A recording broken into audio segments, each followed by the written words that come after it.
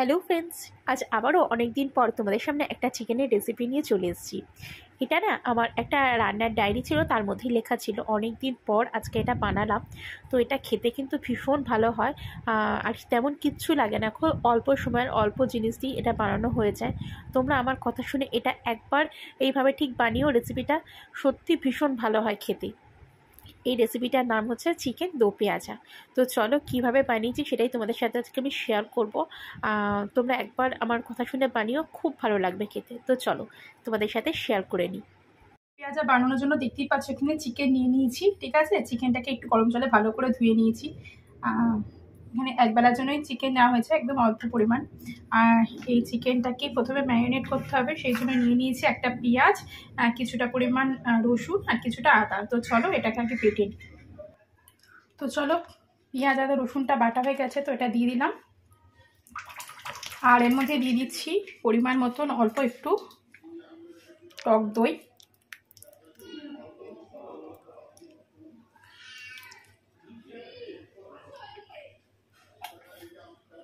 আর দিয়ে দিচ্ছি এর মধ্যে সামান্য হলুদ গুঁড়ো,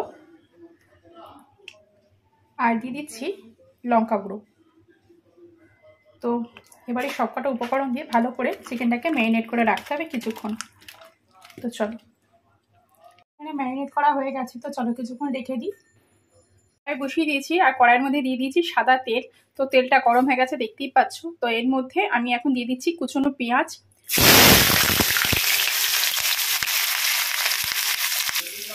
তো এটা যেহেতু আমি চিকেন দো পেঁয়াজা বানাচ্ছি, তাই পেঁয়াজের পরিমাণটা একটু বেশিই লাগবে। তো এখানে আমি বড় সাইজের 3টে পেঁয়াজ কুচি করে নিয়েছি, আর সেটাকে একটু এখন ভেজে নিচ্ছি। ঠিক আছে, তো পেঁয়াজটা ভাজা হয়ে গেছে দেখতেই পাচ্ছ। তো চলো পেঁয়াজটাকে তুলে রাখি।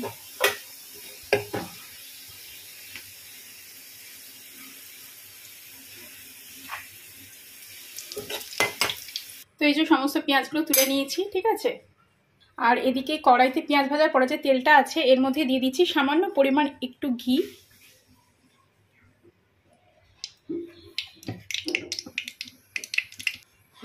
তো এবার আমি এর মধ্যে দিয়ে দিচ্ছি একটা শুকনো লঙ্কা, তেজপাতা,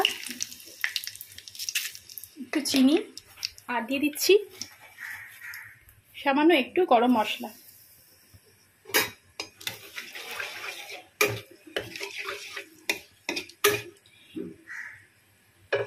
এবার আগে থেকে যে ম্যারিনেট করা মাংসটা ছিল, তো চলো সেটা দিয়ে দিই।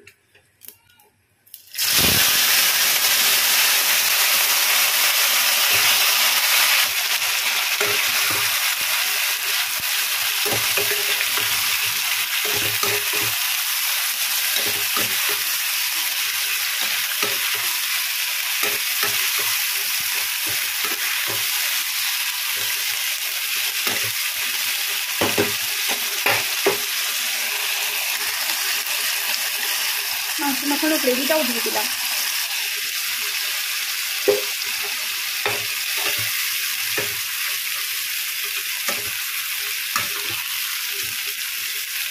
তো মাংসটা একটু সেদ্ধ হোক।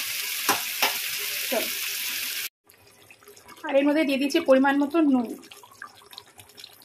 তো মাংসটা এখানে সেদ্ধ হয়ে যাচ্ছে দেখতেই পাচ্ছ, জলটাও কমে এসছে। তো এবার আগে থেকে যে আমি পেঁয়াজটা ভেজে রেখেছিলাম, তো সেটাই এর মধ্যে দিয়ে দিচ্ছি। ঠিক আছে,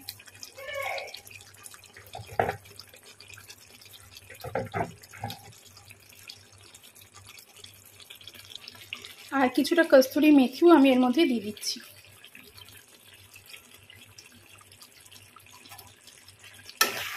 দিয়ে একটু ভালো করে নেড়ে দিয়ে আবার একটু বেশ কিছুক্ষণ ফুটতে দিতে হবে। ঠিক আছে,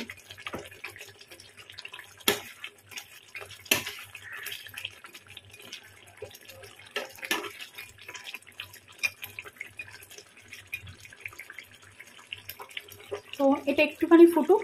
তো আমার চিকেন দো পেঁয়াজা একদম রেডি হয়ে গেছে দেখতেই পাচ্ছ। তো চলো, তো আজকে চিকেন দো পেঁয়াজা একদম রেডি হয়ে গেছে। তো তোমাদের ভিডিওটা কীরকম লাগলো তোমরা কিন্তু অবশ্যই কমেন্ট বক্সে জানিও। আর আমার মতন এরকম একবার বানিয়ে দেখো, ভালো লাগবে। মানে রোজ রোজ ওই চিকেনের একই রকম আইটেমের থেকে একটু বেশ ভালোই লাগে খেতে, আর খেতে কিন্তু সত্যিই ভীষণ ভালো হয়। তো চলো আজকের মতো ভিডিওটা এখানেই রাখছি, দেখা হচ্ছে একটা অন্য কোনো ভিডিওতে।